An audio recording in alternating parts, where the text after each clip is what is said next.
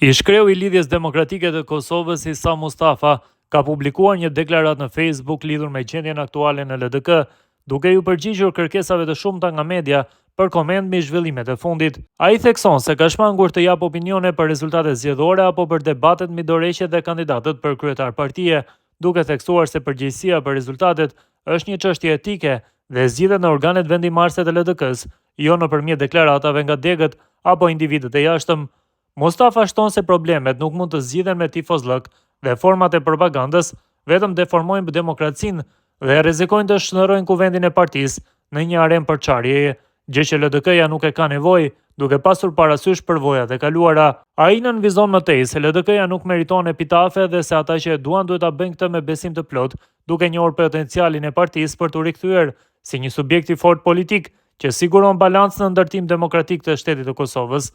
Mustafa thekson se LDK-ja qëndron përpara çdo emri të veçantë, përveç kryetarit historik Ibrahim Rugova, partia nuk identifikohet me asnjë individ. Kuvendi i LDK-s, si organi më i lartë i partisë, duhet të sigurojë sipas tij se LDK-ja nuk është parti e vjetër apo e re, por një parti që zhvillohet mbi bazat e saj 36 vjeçare, si parti konservatore e qendrës së djathtë me orientim euroatlantik. Sipas Mustafës, betejë politike e LDK-s nuk është në ankant se kush jep më shumë, por një ofertë për ndërtimin e një shteti të fortë dhe të qëndrueshëm. Ai shton se LDK-ja nuk mund të përdoret si platformë për qëllime të tjera duke shfrytzuar emrin e saj. Kuvendi si organi më i lartë i LDK-s do të duhet të sigurojë se LDK-ja nuk është partia as e vjetër as e re, por parti që zhvillohet mbi bazat e përcaktuara 36 vite më parë, me aktin themelues të saj si parti konservatore e qendrës së djathtë me orientim të palëkundër euroatlantik. LDK-ja ka nevojë të rikonfirmojë se betejë e saj politike nuk është ankant, se kush jep më shumë për ofertë se si ndërtohet një shtet perspektiv i fortë dhe i qëndrueshëm,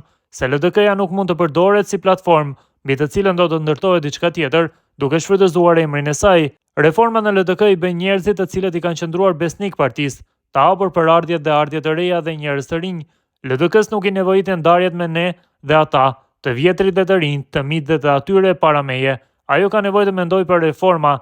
për forma dhe mekanizma që sjellin sa më shumë antar, simpatizant dhe votues. Ndërkaq, përgjegjësia në LDK të trajtohet si standard normal i etikës demokratike që nënkupton se rezultati ka pasojë. Kuvendi mund ta gjejë zgjedhjen më të mirë, duke vlerësuar se çfarë është e dobishme për rritjen dhe progresin e LDK-s, për forcimin e unitetit të brendshëm të saj, për ofrimin e veprimtarëve dhe sepse asnjëri në LDK nuk është i tepërt, shpreh Isa Mustafa.